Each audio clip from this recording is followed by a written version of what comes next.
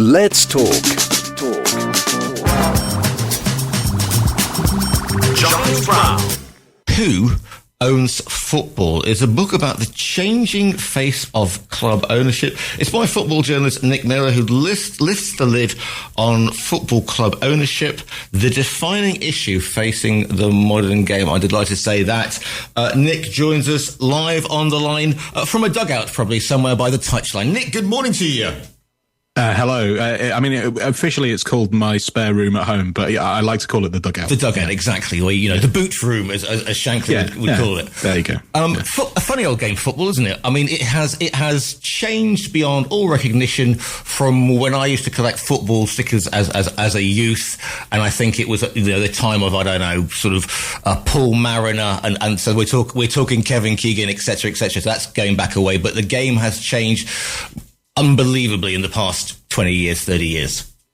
Yeah, it's just incredible. I mean, this was one of the kind of the motivating factors for writing this book, is just to sort of chart how much. I mean, the focus of the book is football ownership, but it's a prism through which you can see how much football ownership has changed. Like the guys who owned the Premier League clubs when the Premier League first launched in 1992, where one guy made his money through caravans, and another guy there was the son of a butcher, and there was someone else who made his money through paint. And now all the people that own football are kind of multinational corporations and state ownership, and people who are trying to make huge amounts of money through football, which in the days of Paul Mariner and so on, you literally weren't allowed to do. If you owned a football club, you weren't really allowed to make any kind of significant money from that. So that was a kind of one of the reasons that I wanted to write this book, to kind of chart how drastically things have changed in the game. Because if you think about it, football clubs used to be, I don't know, Sir John Hall, what was it, Ken Bates at Chelsea, Elton John. He was the only celebrity with Watford. So what was the catalyst, if you like, that saw football clubs change from those sort of, and I can't believe you weren't supposed to make money out of football clubs, but what was the catalyst that sort of changed all this to this sprawling sort of leviathans that we have today? Well, if you were going to point to, there are a couple of things. One, in, I think it was 1981, rules changed where you weren't, chairman and directors weren't really even supposed to take a salary. Then they couldn't sort of make any money from selling shares.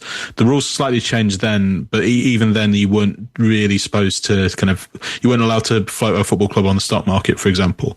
And then in 1983, you got a guy called Irving Scholar, who was interested in investing in Tottenham. He kind of bought up a load of shares in Tottenham, got himself on the board, and he did something that no one else had thought of before. If you weren't allowed to float the football club, he just formed a shell company that was called Tottenham Hotspur PLC, and it floated the holding company on the stock market, and the holding company owned the football club. So it was just a sort of, it is a, 'twas ever thus. There have been rules in football, and rich, clever people have managed to find their way around those rules. And then the next kind of big catalyst was the Premier League, and the huge amounts of money that started to come in from TV money, and then eventually from around the world, which made it just a very sort of attractive place for foreign investors to come in, and investors of any kind. Yeah, all of it, as just going back again to the people who owned the Premier League clubs in 1992, 21 of the 22 were English. Most of them came from the kind of local area that, like Sir John Hall, you mentioned, is a perfect example. And the only one that didn't was Sam Haman, who had moved to England in the 1970s. So he wasn't a kind of, a US finance investor or something like that coming in to try and make huge amounts of money. So, yeah, it's those are the kind of the key events that have turned the game into, the classic example is, local factory owner done good buys football club, either as a sort of plaything, or to boost his own status or ego in the local community, or to kind of, keep the factory workers busy at a weekend kind of thing. And now it's all these kind of incredibly wealthy and influential people that own our football clubs. How much of a difference was the change? Because I say that football has changed since the days of the 70s and 80s, and Italia 90, which is broadcast by the BBC, Des Lynam, that Italian, the opera, the three tenors, everybody remembers that. Not only, obviously, the England football, but the whole way it was presented. And then we get 96, and it's the height of Britpop, of lad culture, but also it's attractive to women as well. And suddenly, because football, it still can be, trust me if you're away somewhere, but football was a male-dominated sport, and suddenly it changed. And suddenly it was something middle-class people could get involved in, and women could get involved in a way that perhaps they hadn't before. And that made it very attractive for people trying to get brands out, or to people to get involved, because suddenly you had this captive market. Yeah, absolutely. The middle class point there is the sort of key thing. I think in the 1980s, 1970s, 1980s, football was seen as actively dangerous thing to do. If you went to football, then there was a reasonable chance that you might get into some kind of trouble, even if you weren't looking for it. And obviously there were huge kind of structural problems with how fans were treated, which led to things like, obviously the tragic Hillsborough disaster, and then the rules that came in after Hillsborough, all-seater stadia, you're not allowed to drink in sight of the football pitch at an English game. That all made football a safer and a more kind of attractive thing to go to. And as you mentioned, the World Cup in Italia 90, the advent of the Premier League, Euro 96, it just became much more fashionable. People also put quite a lot of weight in Fever Pitch, the book by Nick Hornby, which kind of explained to people who maybe didn't understand why anyone would dedicate so much of their kind of life and emotional energy to football, explained why you would do that. And it explained, and it kind of painted a picture of a football fan not necessarily being a kind of skinhead thug who was just out to kind of go and kick someone's head in. It presented, like in that book, Nick Hornby compares it to going to the theatre. Not entirely favourably all the time, but it became accepted as a kind of part of the a part of the culture in a way that it hadn't been before. Previously it had been very much viewed as a kind of working class sport, and throughout the 90s, the kind of the greater sort of access to watching live games. Before 1992, you got, if you were lucky, you got one game on a Sunday, and you had match of the day, and that's pretty much it. Then when Sky came in, there was games on Sunday with these kind of huge productions. They started Monday Night Football. Then gradually you started to get two games on Sunday, and then you got games on Saturday lunchtime. You got games on Saturday evening, and the football kind of was spread out much more and became much more accessible. And then the Champions League as well is a similar thing. You previously only got a couple of you would only see European Cup games on TV if it was either the final or a big English team was playing. It gradually that became expanded, and now you can watch literally any Champions League game you want.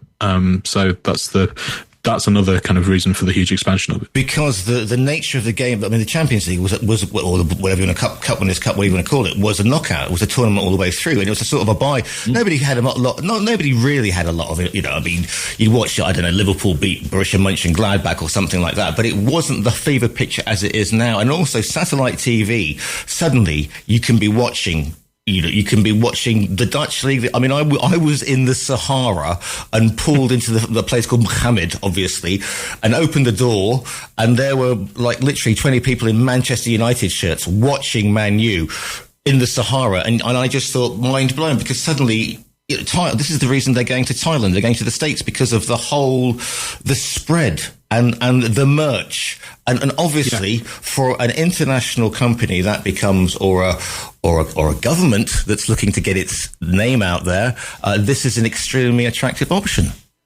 Yeah, absolutely. And the one you throughout the 1990s, the kind of the Premier League with small p, small l in the world was seen as it was Italy, it was Serie A, because they had the most money, they had the most glamorous players, but then gradually the Premier League took over, and one of the things the Premier League has been brilliant at over the years is marketing itself as this kind of elite product, which has kind of gone, as you say, all throughout the globe. You will see people with huge interest in Premier League clubs, and particularly now in America, which is why you see so many kind of American investors getting involved in the game, and they see sport as a very kind of prestigious investment opportunity. The problem being, if you want to invest in sport in America, it's certainly if you want to invest in kind of, you want a team at the top level, then it's prohibitively expensive. You need billions of dollars to buy like a decent NFL team or something like that. Part of the reason for that is that you can't buy a small club in a kind of lower league and progress them up to the top of the pyramid. When Americans start to figure out that you can do that in England, it becomes very attractive. And this is why you have, Ryan Reynolds and Rob McElhenney taking over Wrexham, who are a kind of, club crumbling around, in a very sort of literal sense, that their stadium's kind of crumbling around their ears when those guys came in.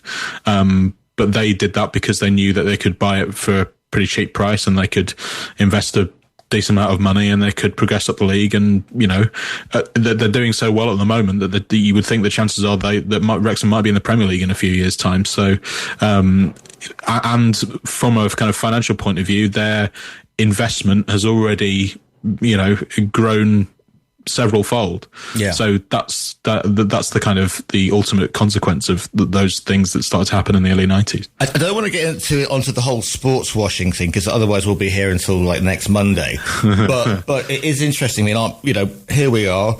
We have the Saudis. We have obviously the Emirates getting involved in football. I'm based in Spain. Okay, so we have. They've bought some of the biggest football teams in the world. Barcelona, obviously, and there are, and it seems at one point everybody was looking for a sheikh. Every Spanish football team was looking for a sheikh. Malaga famously got one, and that's the local team to here, and he famously didn't do what you're supposed to do. There are good and there are bad examples of ownership, aren't they? But the whole thing with state, and if you look at the advertisements. When especially in Spain with Barcelona, there was Messi, there was Puyol, they were flying in a certain brand of airliner everywhere. It is incredibly iconic, and it works. And I suppose you can say, well, they're doing it to get their message out there in a way that they couldn't otherwise. Yeah, absolutely, and that they are doing it partly to, as you say, to sports wash, to say that people, when they think of Qatar or Saudi Arabia, they don't think of, Amnesty International reports or something like that. They might think of a Barcelona, or they might think of Newcastle, or they might think of Cristiano Ronaldo, who's playing in the Saudi Pro League at the moment. But the other thing that they're doing is is looking forward to the future, because obviously the source of their wealth in Qatar and Saudi is oil, and that's finite. We're not sure when the oil is going to kind of run out, but it will do in 30, 40, 50 years, however long it is. They need to kind of future-proof their state economy, so they want to make their countries kind of attractive places to visit, like Saudi Arabia are putting a huge amount of money into their kind of tourism industry at the moment, and to promote that, they hired Lionel Messi to do some adverts to say what a lovely place to go on holiday Riyadh is. Qatar are trying that as well. Doha they're basically trying to turn it into a kind of Dubai-esque place where people can go and enjoy some sun and some swanky hotels, and that's and then part of the point of them getting the World Cup in 2022 was to kind of showcase that. So, yeah, it's all, it's from a personal perspective, it's all quite kind of uncomfortable, the way that the idea of, it's not exactly what you kind of fell in love with, and it's not exactly what you thought of when you first started going to football when you were a child. And because you didn't have to, not you thought about this when you were a child, but in previous years, you might not have had the nicest people owning your football club, and there might have been problems with them. But broadly speaking, those problems were limited to how they were running your football club.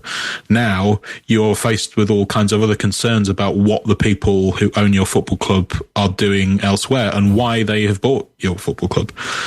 They haven't bought it. You know, the Saudi state haven't bought Newcastle out of the goodness of their heart, and the sheikh who bought Malaga wasn't doing that just because, you know, he enjoyed the sunshine on in Malaga and kind of, you know, wanted to have a fun football club.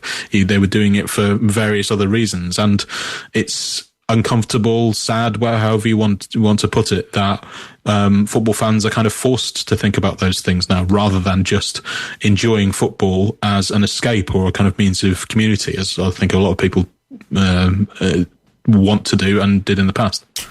However, I mean, we've got this problem in Spain, France, Paris Saint-Germain, I rest my case, England, Germany, fan ownership.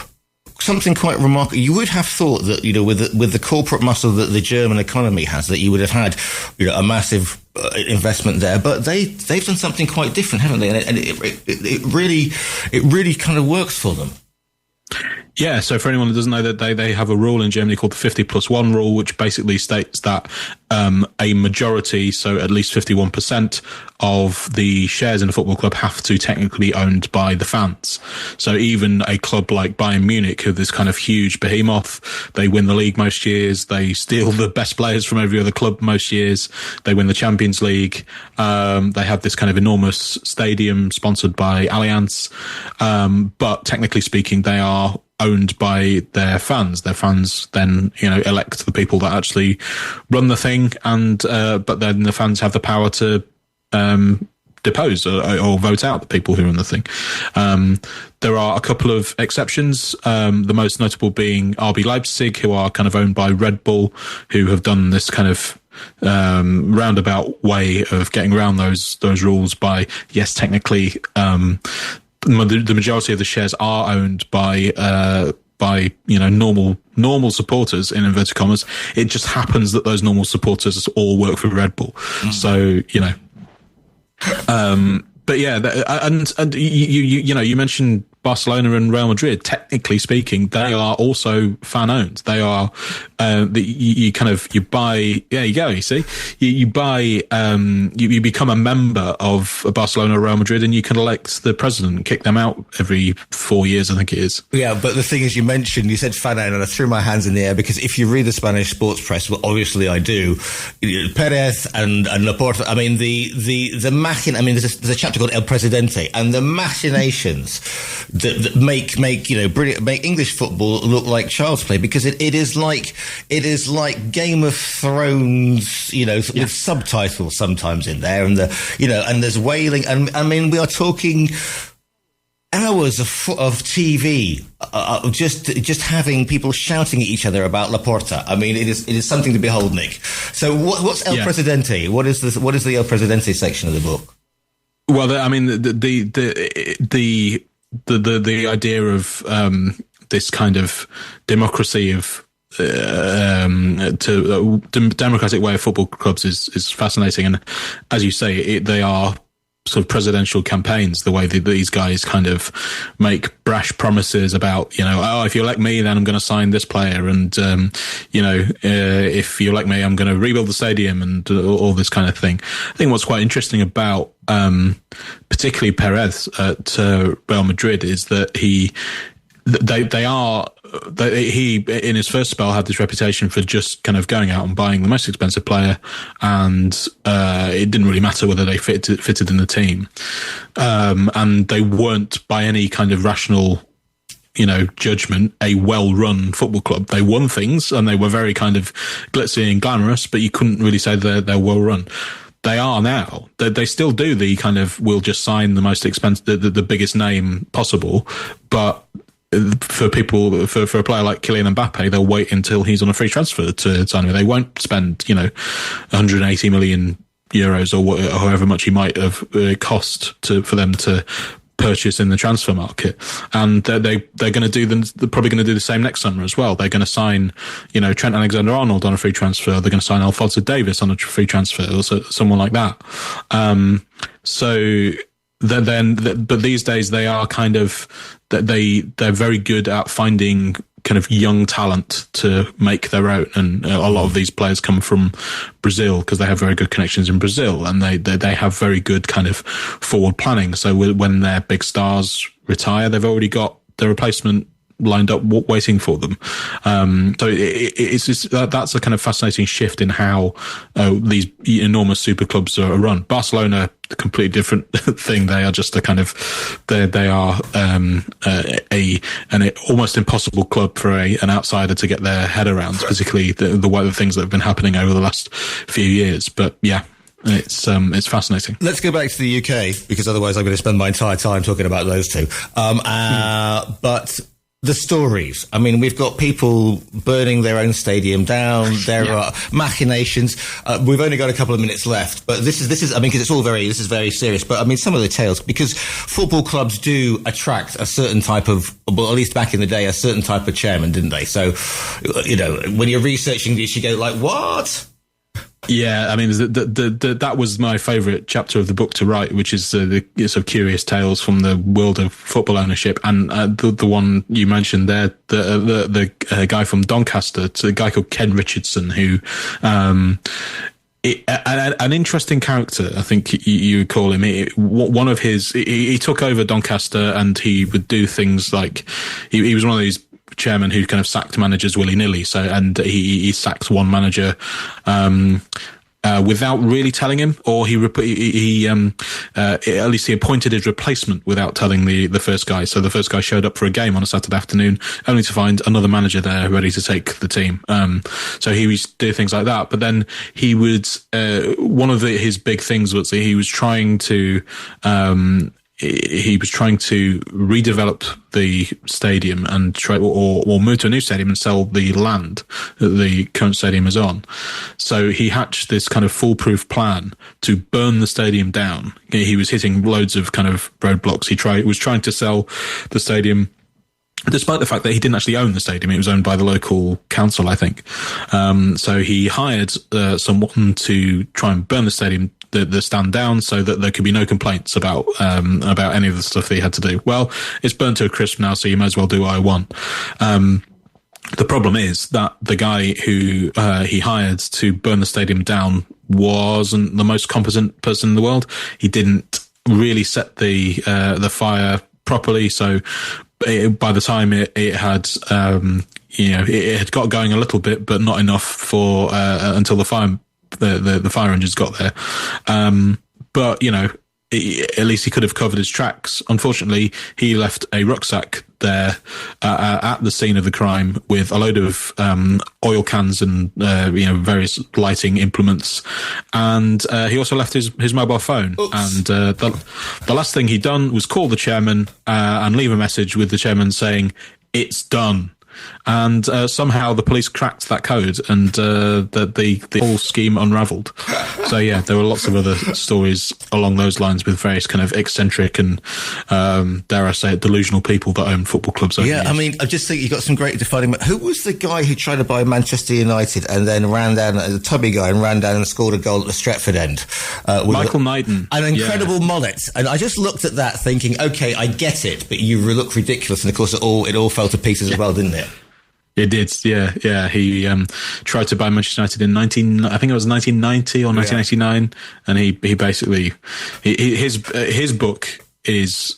I mean, if you're going to buy another book about football ownership other than mine, then buy his book, because it is It's absolutely fascinating, and I would doubt how much of it is entirely accurate. I'll put it delicately like that. Nick, you've been writing about football, with The Guardian and whatever else for a long time. When you finished a book like this, and when you see it, and are you still in love with the game? Do you still get the buzz of the game? Because a lot of people are saying, football, it's all, we've got 80,000 matches for the, people are playing, young boys Berlin or young boys Moldova. We've lost the magic of the game.